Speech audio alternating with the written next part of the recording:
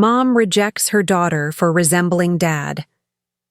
Years later, the truth breaks her heart. She was only 16 when she first felt the weight of living someone else's life.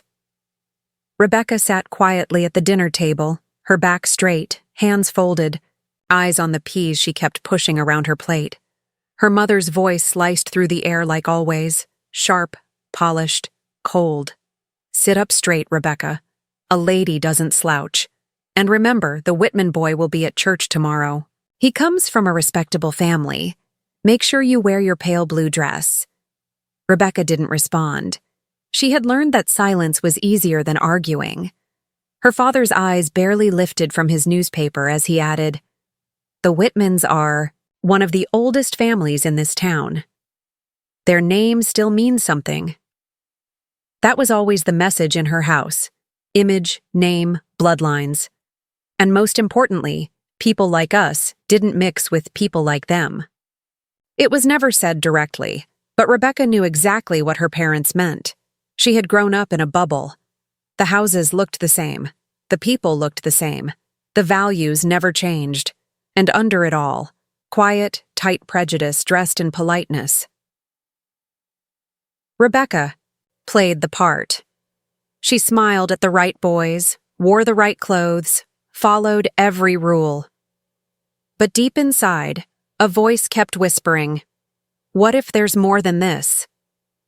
College was supposed to be another step in the plan her parents had written. But the world outside Cedar Grove had other ideas. It was a gray afternoon when it happened. Rebecca sat in the library, frustrated with a statistics problem she couldn't figure out, when a calm, steady voice beside her said, "That problem's tough. Want some help?"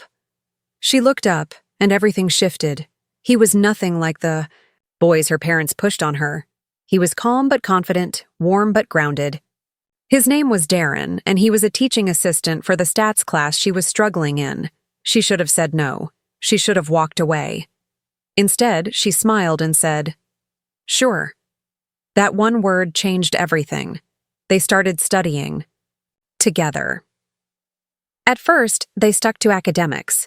But soon, those study sessions turned into long conversations about life, books, dreams. Rebecca found herself laughing in a way she hadn't in years. Deep belly laughs that felt like breathing for the first time. One day, sitting under a tree with a coffee in her hand and Darren's jacket over her shoulders, she whispered something she had never said out loud. "Sometimes I feel like I'm living a life someone else picked for me." Darren looked at her and simply said, "Then maybe it's time to start living your own. No judgment, no pressure, just truth." Their relationship stayed a secret. Rebecca lied to her parents about study groups and student events. But every quiet moment with Darren felt more honest than anything she had ever lived at home. She learned about his world, his family, the stories that shaped him. His dad had been a civil rights lawyer. His mom was a school teacher. They taught him to stand tall, love hard, and never be ashamed of who he was. That kind of strength pulled Rebecca in like gravity. She didn't care about skin color. She cared that he listened, that he saw her, that when he touched her hand, he didn't see a future based on her last name or what church she went to. He just saw her. It wasn't about rebellion. It wasn't about proving a point. It was about love. But the deeper they fell, the louder her parents' voices became in her head. What would they say? What would they do? The fear didn't stop her. It followed her, but it never won. One rainy afternoon, sitting across from Darren in their favorite coffee shop, she looked into his eyes and said softly, "I don't want to hide anymore." He reached across the table and squeezed her hand. "Then let's stop hiding." She knew the road ahead would be rough. She knew there would be consequences. But in that moment, she believed love was enough. That somehow, some way, she could rewrite the story she was born into and build a new one with him. Not for appearances, not for approval, but for truth. For once in her life, Rebecca wasn't following anyone else's rules. She was writing her own, and she was starting with love. The Decision to stop hiding didn't come with applause. There were no warm hugs, no congratulations. There was just silence. The kind that stretches between phone calls that never come. The kind that turns family into strangers. When Rebecca told her parents about Darren, her mother's face turned cold in a way she had never seen before. "You'll regret this," her mother said, her voice like ice cracking. "You're throwing away everything we gave you." Her father didn't say a word. He didn't have to. The look in his eyes said it all. "You're no longer one of us." That was the day Rebecca learned something that changed her forever. People who preach love the loudest don't always know how to live it. She didn't cry. Not then. Instead, she moved. Forward. She married Darren in a quiet ceremony at the courthouse. No flowers, no guests, just the two of them and Darren's parents, whose eyes were tired but kind. Rebecca wore a simple white dress she found on sale, and Darren wore the same jacket he wore the day they met. They held hands, made promises, and walked out into the world as a family of two. They found a small apartment just off campus. It wasn't much, just a one-bedroom with squeaky floors and a heater that groaned through the night. But it was theirs. And for a little while, it felt like magic. They laughed a lot in those days. Over burnt pancakes, over mispronounced baby names, over inside jokes that belonged only to them. Rebecca was still in school. Darren picked up extra tutoring jobs. They talked about the future late at night, whispering dreams between kisses. When Rebecca found out she was pregnant, she didn't cry then either. She just stared at the test for a long time, then walked into the living room and said, "We're going to need a crib." Darren beamed. He danced around the room with her and his arms, telling their unborn baby how lucky they were to have a mom like Rebecca. He bought baby books. Read everyone. Painted the tiny room next to their bedroom a soft green, and set up a second-hand crib with instructions that made no sense but made them laugh until they cried. They decided on the name together, Alana. It meant precious, and that's exactly what she was. The day she was born, everything changed. Rebecca remembered holding her daughter for the first time, heart swelling with something bigger than joy. Darren cried as he cradled their little girl, whispering promises into her tiny ear. "You'll never have to wonder if you're loved," he said. "Never. But life doesn't always wait for you to enjoy your happiness. Sometimes it knocks the breath out of you before you're even ready." It was raining again. Isn't it always when the worst news comes? Rebecca had just put Alana down for a nap when the knock came. 2 officers, dry uniforms, wet shoes. The words were short and cruel in their simplicity. There was an accident. A drunk driver. He died at the scene. Just like that, everything she'd built came crashing down. She remembered falling to her knees. Not screaming, not crying, just falling. Like someone had cut the strings holding her up. She was 22, a widow, a mother, and completely alone. The days that followed were blurry. Funeral arrangements, sympathy cards, casseroles from neighbors.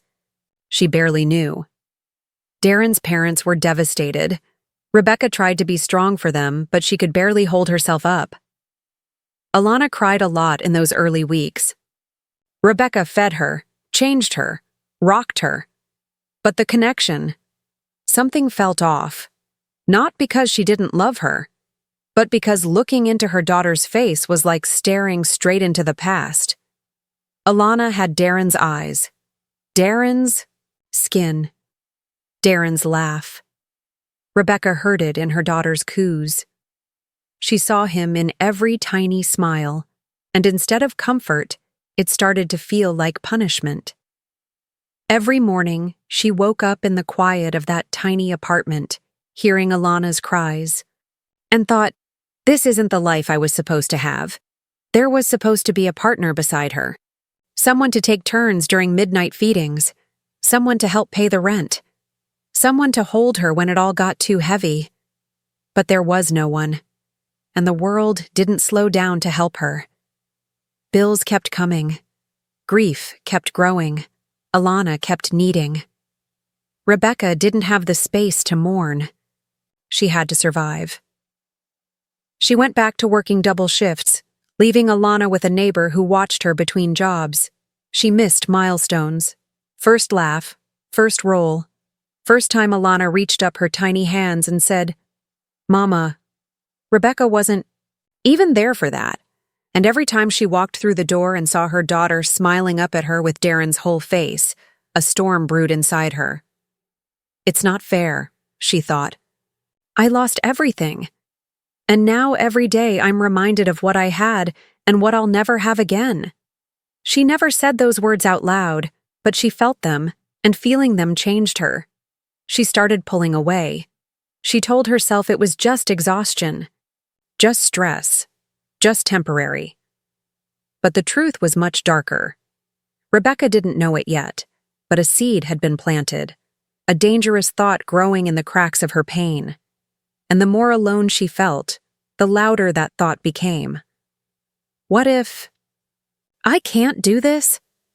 What if she'd be better off without me? She didn't say it, not yet. But the thought was there, waiting, growing, quiet as a shadow. It didn't happen in a single moment. Rebecca didn't just wake up one morning and decide to walk away from her daughter. It started slowly, the way a crack in a wall widens with time, quietly. Until one day, the wall gives out, and everything. Behind it comes crashing through. There were good days. Days when Alana's laugh reminded Rebecca of the way Darren used to chuckle when she told him bad jokes. Days when Alana would reach for her face with tiny, sticky fingers and whisper, "Mama." And Rebecca felt something warm flicker in her chest. But those days were outnumbered by the others, the ones where the apartment felt too small. The ones where the past was louder than the present. The ones where Rebecca looked at her life and couldn't recognize herself. Her hair was always tied up. Her clothes smelled like cheap diner grease. Her body ached from double shifts. Her phone rang with overdue bills and collection notices more often than with actual people. And Alana, beautiful, bright-eyed Alana, became both the reason she kept going and the reason she felt like she was sinking. Because loving Alana meant remembering Darren, and remembering Darren meant facing the fact that she had lost everything when he died. There was no room for dreams anymore, no space for peace, just work, diapers, bills, and guilt. And then came the moments she never thought she'd have. The ugly ones. The ones she hated herself for even as they happened. Like when Alana spilled juice on the last clean bedsheet and Rebecca screamed. Not words, just noise. And then saw the way Alana flinched and hid her face in her little hands. Or when Rebecca sat in the dark while Alana cried in the other room, and she didn't get up right away because her body felt too heavy and her heart felt like a locked door. Or when she found herself staring at her daughter's face one night and whispering, "You look too much like him." Then immediately breaking into sobs because she hated herself for thinking it. She tried to shake it off, told herself it was just a phase, that she was just tired, that she'd feel better when Alana started school, or when she finally saved up enough to move to a better neighborhood. But things didn't get better, they got harder. Her job cut her hours. The neighbor who watched Alana moved away. Darren's parents had grown too old and sick to help, and the only friends she had left were more tired than she was. And every time she scrolled through social media, there were her cousins, smiling at weddings, holding new babies, vacationing with their perfect parents. Rebecca didn't see love in those photos. She saw a life she could have had. If only she'd stayed in line. If only she hadn't fallen for Darren. If only... And that's when the thought came back. The one... She didn't dare speak. What if Alana would be better off? With someone else? At first, she pushed it away. but then the school sent a letter home. Alana had been in a fight. Some boy had called her a name, something cruel, something Rebecca had heard whispered at her own dinner table growing up. And Alana had pushed him. Rebecca sat in the principal's office, cheeks burning with shame. "We understand that Alana may be carrying emotional stress," the woman said, lips tight. "Children from complex backgrounds often act out. Complex background, a polite way of saying she doesn't belong." On the way home, Alana looked out the window, quiet. "Are you mad at me?" she asked softly. "No," Rebecca said, but she didn't say yes either. That night, Alana slept peacefully with her stuffed elephant tucked under her arm. A gift from Darren. She'd named it Darwin, even though she couldn't say the R properly yet. Rebecca sat at the kitchen table, staring at a pile of past-due bills, untouched dinner on her plate, and the sound of her daughter's breath coming, soft and steady through the thin apartment wall. The weight was unbearable. She felt like a shadow in her own life, and in the middle of that quiet, she whispered something she'd never said aloud before. "I don't think I can do this anymore." The decision didn't feel like a choice. It felt like surrender. She found the number for a state foster agency. She told them her daughter needed emergency placement. She didn't explain why. She packed Alana's favorite pajamas, her elephant, and a few toys into a small pink backpack. She wrote a short note to the social worker. "Her name is Alana. She's kind and smart and deserves more than I can give." Then, just before midnight, she woke her daughter. "Where are we going, Mama?" Alana asked, rubbing her eyes. "Just a little trip," Rebecca lied. "Put your coat on, sweetie." The foster home was a gray brick building with no curtains, in the windows and buzzing overhead lights. Rebecca rang the bell and didn't look back at her daughter. The woman who answered looked surprised to see a child so young, so suddenly. "I can't take care of her anymore," Rebecca said quickly. "She needs someone better." Alana clung to her mother's hand, her voice trembling. "I'll be good. Please don't leave me." Rebecca pulled away. She didn't speak. She didn't cry. She just walked back to the car, each step heavier than the last, Alana's screams chasing her down the cold driveway. "Mama! Please! I'll be good! Mama!" The door closed. The engine started. Rebecca didn't look back. Not once. But for the rest of her life, those cries never stopped echoing in her mind, and deep down, she knew something that would follow her forever. She hadn't just left her daughter that night. She left the last part of herself that was still capable of being whole. Alana waited by the window for days. She waited the first night, sitting on a cold bed with her stuffed elephant clutched in her arms, thinking it was all a mistake. Maybe Mama had just gone to get something. Maybe she'd come back in the morning. She didn't. She didn't come back the next morning either, or the morning after that. By the third day, the staff at the foster home stopped telling Alana, "She'll be back soon." And Alana stopped asking. But she didn't stop waiting. Not really. She still glanced at every car that pulled into the driveway, still paused when the doorbell rang, still dreamed about her mom's voice calling her name. The foster home was loud, crowded, and filled with too many kids who had seen too many goodbyes. The walls were painted yellow, but no one smiled much. The grown-ups there weren't unkind, just busy, always rushing, always counting heads, always moving from one problem to the next.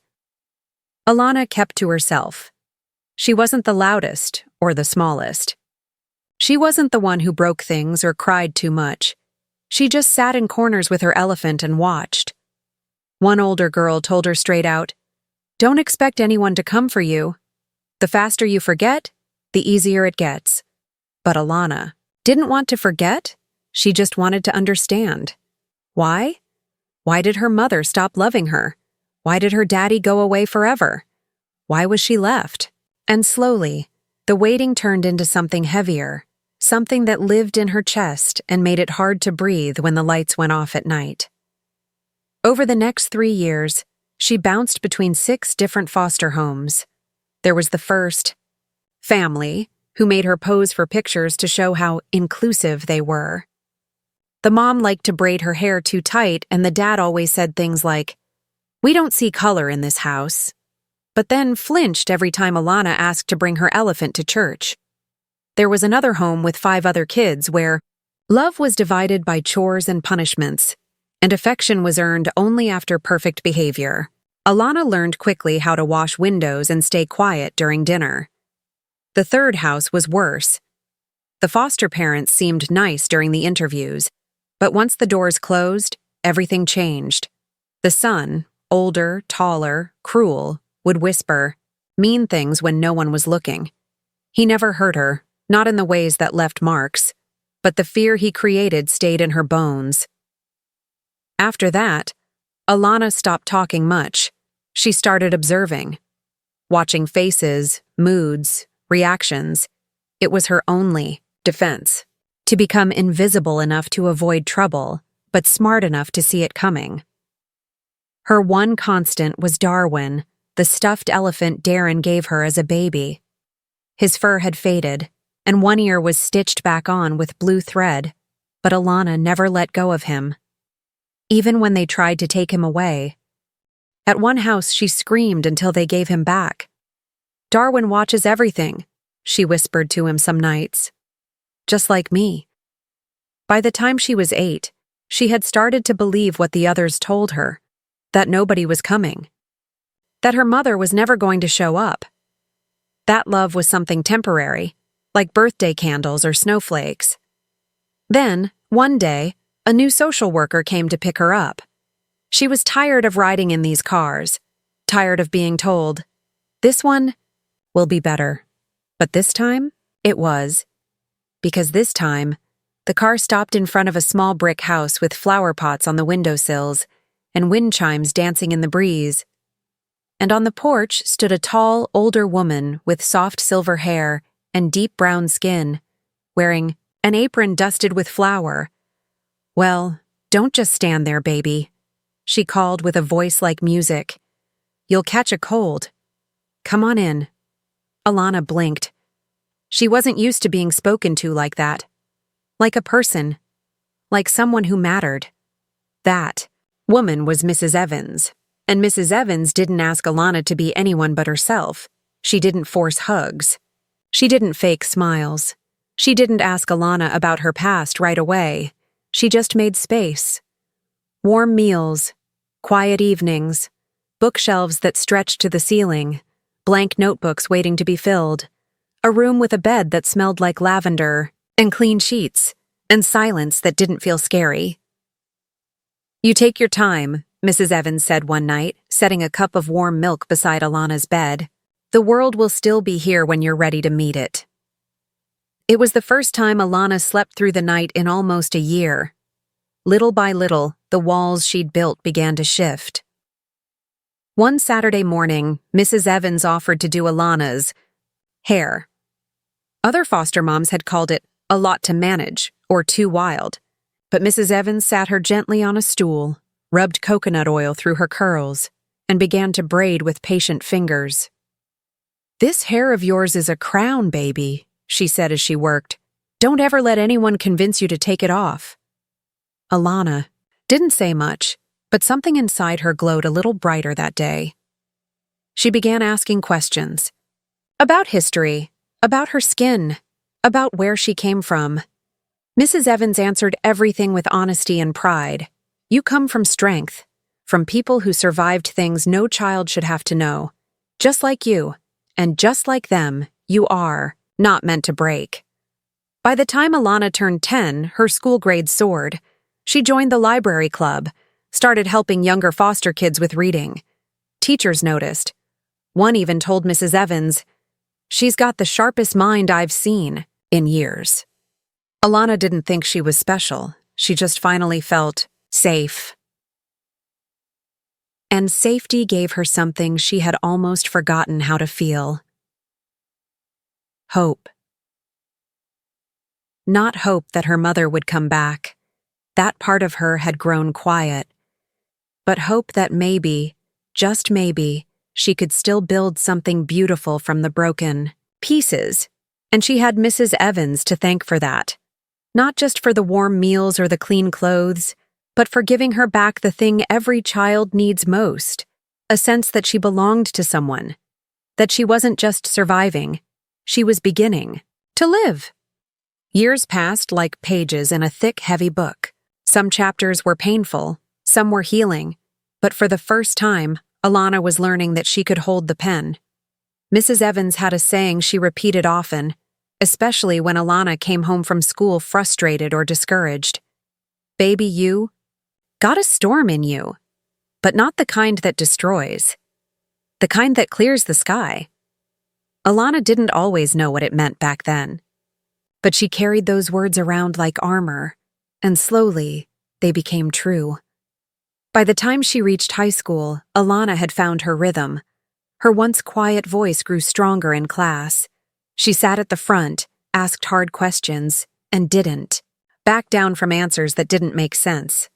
Teachers noticed, so did students. She didn't talk much about her past, the foster homes, the long nights, the ache of waiting for a mother who never returned. But those experiences shaped her in ways no one could see from the outside. Her scars didn't show, but they whispered when she walked into a room full of injustice. When a teacher made assumptions about a student based on their last name.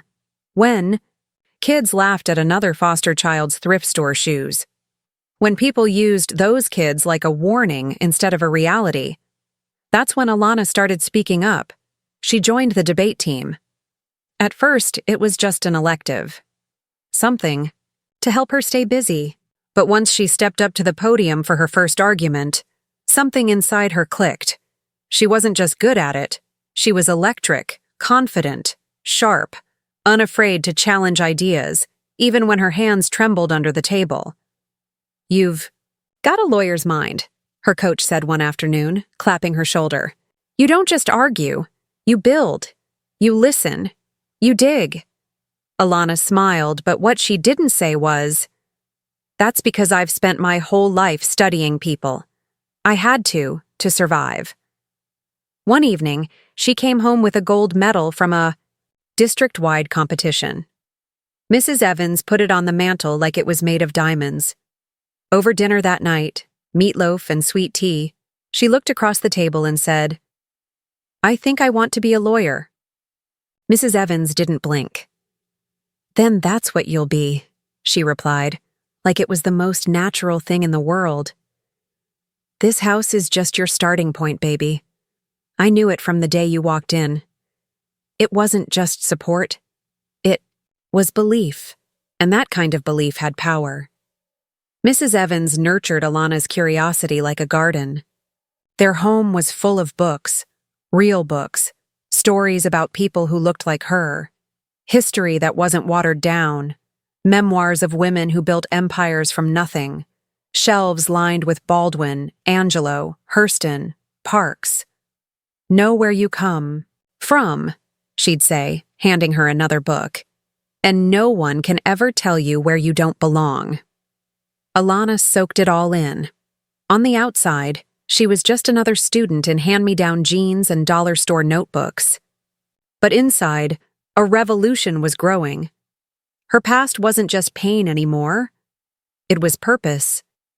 Every foster home she lived in, every time she was ignored, silenced, underestimated, all of it added up to a fire that burned brighter with each year. She wanted to help kids like her, the ones who got bounced around, misjudged, misplaced. She wanted to be the person in the courtroom fighting for their right to feel safe, to be seen, to belong. It wasn't just a dream, it was a mission. When she applied for colleges, she wrote about that mission, about the little girl who waited by the window, about Darwin, the stuffed elephant that had listened to every whispered bedtime hope, about Mrs. Evans, who had taught her that love didn't need to be loud to be strong, and when the acceptance letter from Harvard Law came in the mail, Alana didn't scream, she just held it. Then she walked into the living room, handed it to Mrs. Evans and said, "We made it." Mrs. Evans cried, soft and proud, holding that envelope like it contained her own name. Alana left for law school with a small suitcase, a larger heart, and Darwin tucked safely in her bag. Harvard was overwhelming at first. The buildings, the people, the pace. But Alana had already lived through harder things. She knew how to hold her own. She didn't just attend lectures. She questioned them. She didn't just learn the law. She challenged how it was used, especially against children and families like hers. Professors noticed. One, in particular, pulled her aside after a passionate class argument about foster care reform. "Miss Williams," he said, "you're going to make waves in this field. What drives you?" She looked down for a moment, then said quietly, "I don't want any child to feel unwanted. Ever again." During her second year, she interned with a family law nonprofit. Her first case involved a young girl who had been placed in 7 homes in 2 years. It was like looking into a mirror. She didn't just help with legal paperwork. She sat with the girl during breaks, brought her a notebook, listened, and when the judge ruled that the child would be moved into a stable, culturally aware family, one who wanted to adopt her, Alana walked outside, sat on the steps, and cried. Not because she was sad, but because she had finally become the person she used to need. That night, she wrote a letter to Mrs. Evans. "You saved me. I'm going to spend my life trying to pass that on." She kept that promise. By the time she graduated, Alana already had job offers from high-paying firms. She turned them down and joined the nonprofit full-time. She wasn't interested in courtroom fame or corner offices. She wanted to fight for kids who still looked out windows hoping someone would come. She kept Darwin on her desk, faded and worn, a reminder of the little girl who refused to give up. Clients trusted her. Judges respected her. Other attorneys turned to her for guidance, but Alana never forgot where it started. In a small house with window boxes, with warm bread on the table, with a woman who never gave up on her, with a voice that whispered, "You are not broken. You are becoming." Rebecca was 43 when the headaches started, the kind that woke her up in the middle of the night and left her breathless. First, she blamed stress, then hormones, then maybe too much coffee. But when she collapsed during her daughter's soccer game, right there in the grass with parents watching and children frozen mid-play, she knew it was something worse. The doctor didn't sugarcoat it.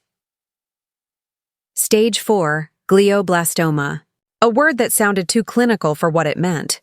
A brain tumor, terminal, 6 months if she was lucky, maybe a year with treatment, but no guarantees. Rebecca sat in the sterile hospital room, the world suddenly too quiet.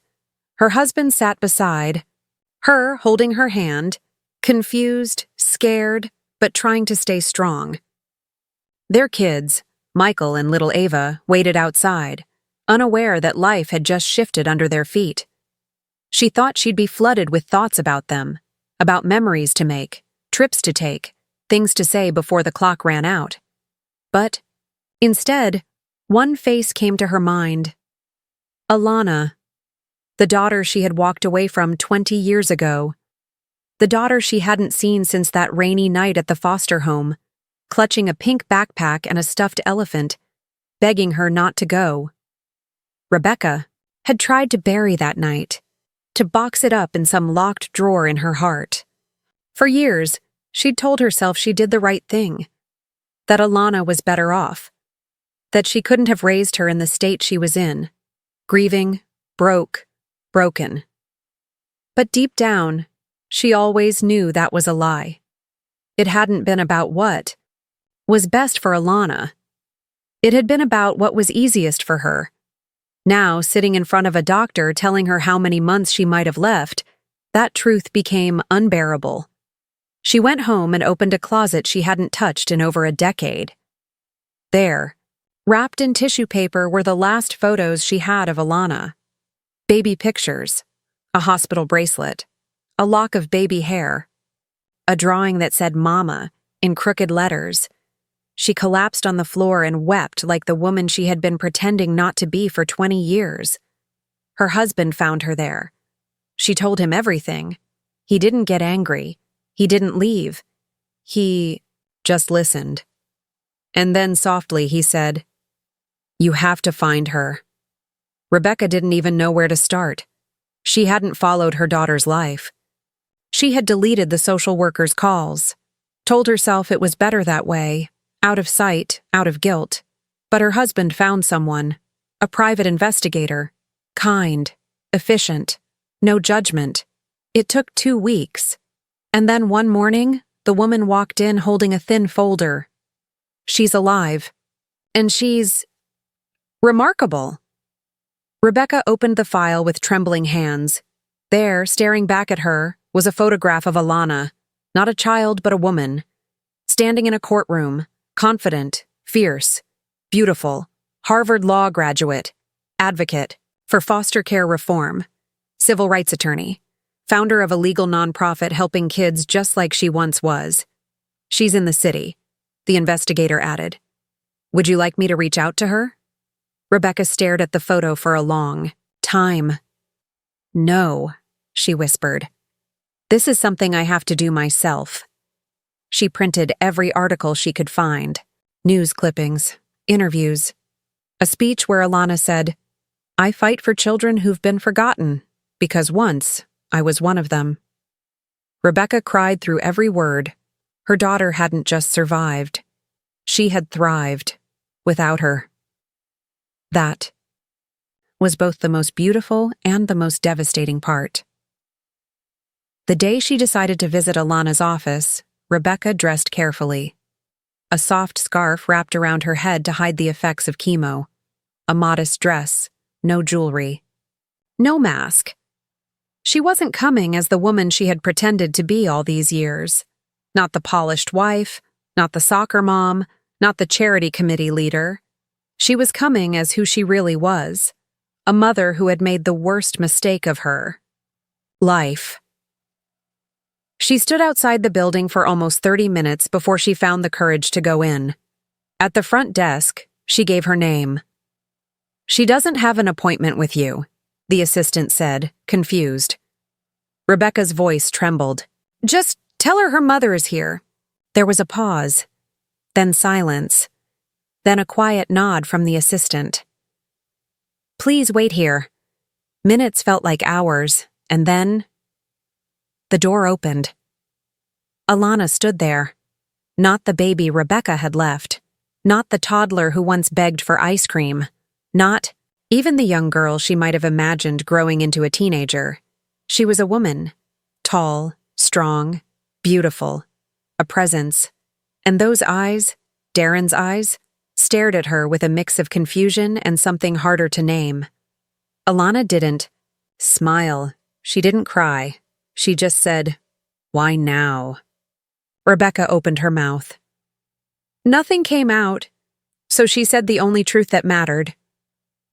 "I'm dying." Silence. "I'm not here to beg," Rebecca continued, voice low. "I just needed to see you, at least once, before I go." Alana stepped aside, not kindly, not cruelly, just silently. They sat across from each other in her office. A worn stuffed elephant sat on the corner of Alana's desk. Rebecca blinked at it. "You kept him," she whispered. Alana nodded. "He's the only one who stayed." Rebecca broke then. Years of practiced strength shattered. Her shoulders curled in as she whispered, "I don't expect you to forgive me. I just want to say I'm sorry. Truly. I was young. I was afraid.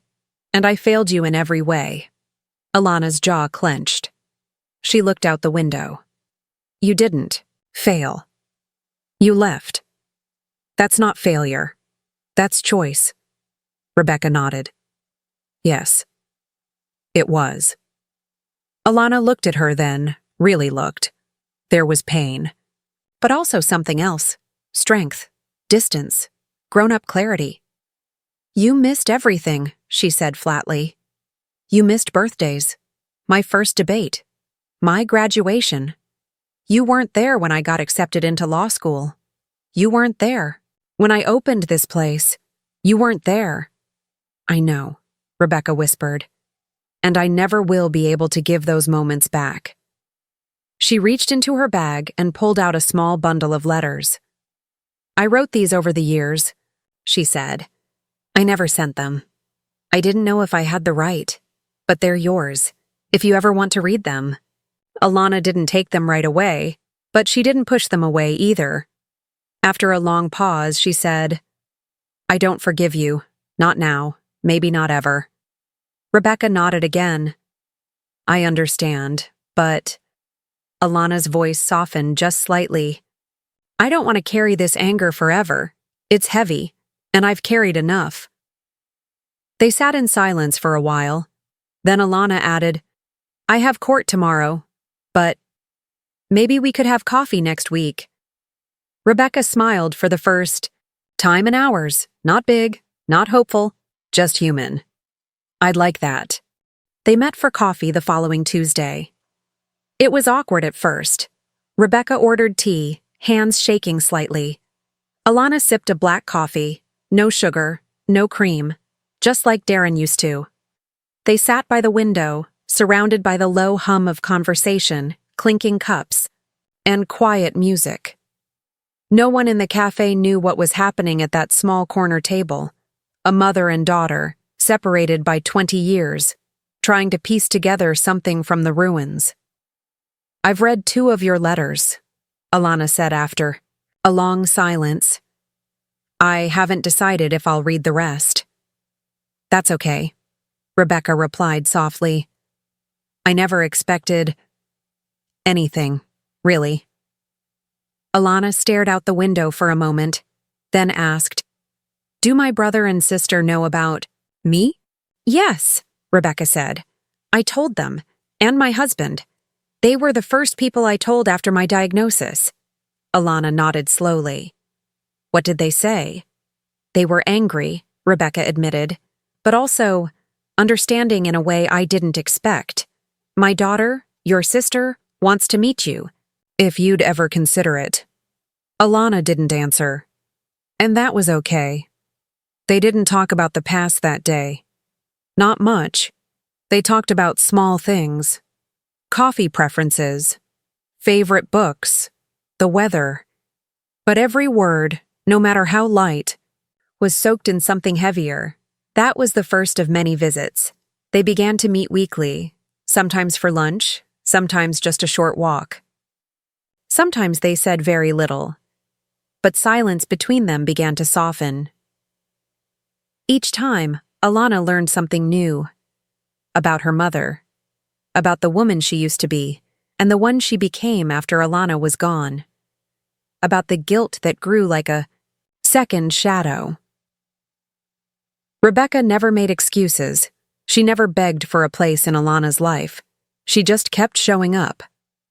As her health declined, Alana noticed the subtle changes, the slower walk, the scarf tied tighter around her head, the quiet groans. When she stood too quickly, one day Rebecca said, I know I don't have much time left, and I'm okay with that. I don't want to take anything more from you. I just want to give whatever I can before I go. Alana was quiet. Then she said something neither of them expected. I want you to come to the foundation opening. Rebecca blinked. Your foundation? It's named after Mrs. Evans, Alana said. And my father. It's for foster youth, legal help, mentorship, emergency services. I want to help kids who were like me. Rebecca didn't speak for a long time. Then she simply whispered, He'd be so proud of you. Alana looked down, at her hands. She would be too. When the day came, Rebecca was already in a wheelchair. The treatments had taken their toll, but her spirit remained surprisingly present, alert, humble, grateful. The room was full. Teachers, judges, social workers, former foster children, lawyers. all people whose lives had been touched by Alana's work. Photos lined the walls. One of Mrs. Evans in her kitchen, smiling warmly. One of Darren, young and handsome, holding baby Alana, and one of Alana in her cap and gown, standing outside Harvard Law with Darwin, the elephant, tucked under her arm. Rebecca sat near the front, her husband by her side, her children, watching quietly. Alana stood at the podium, a calm strength radiating from her. She didn't speak from notes. She didn't need to. "My story," she began, "isn't unique. And that's the tragedy. Thousands of children go through the system every year. Some disappear in it. Some get lost before they even have a chance to begin." She paused, scanning the room. "But I was one of the lucky ones. I found someone who believed in me, who loved me not because she had to, but because she chose to. She didn't erase my pain. She gave it purpose." She nodded gently toward the photo of Mrs. Evans. "And today, I honor her. And I honor my father.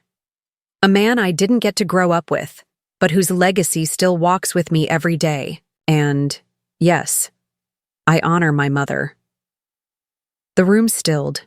Alana's voice didn't waver. She was young, she was scared, and she made a choice that cost us both everything. But she's here now, and that matters. Because it means people can change.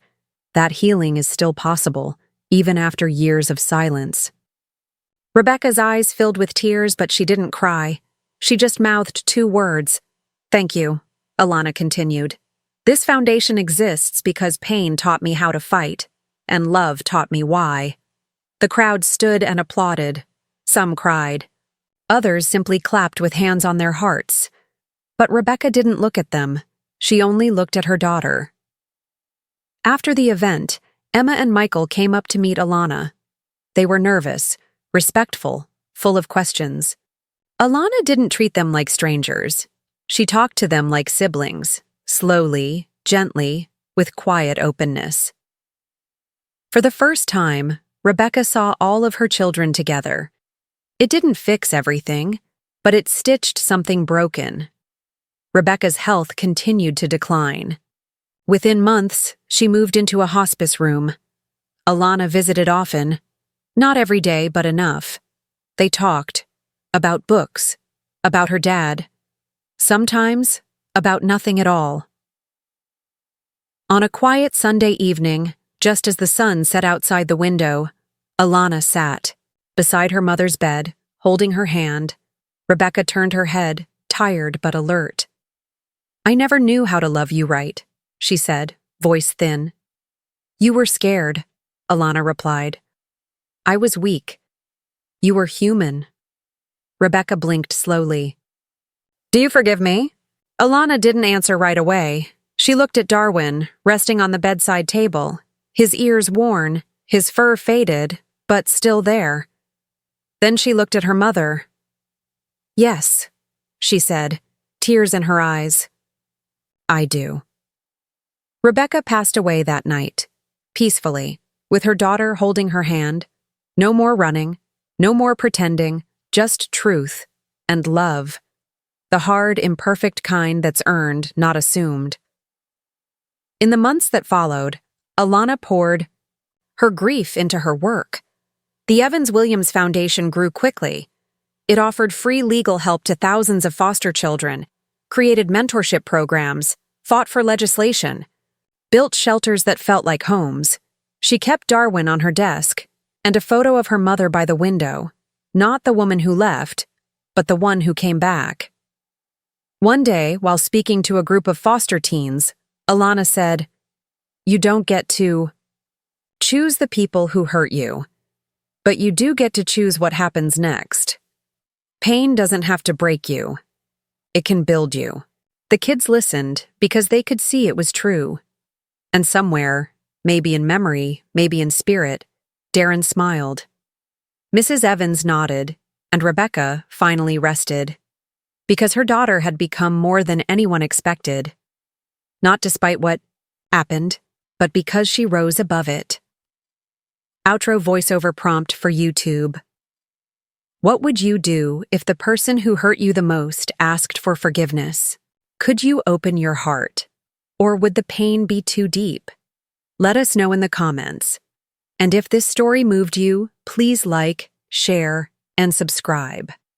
For more emotional journeys, stay with us. We tell stories that matter. Thank you for watching. Until next time, stay kind, stay strong.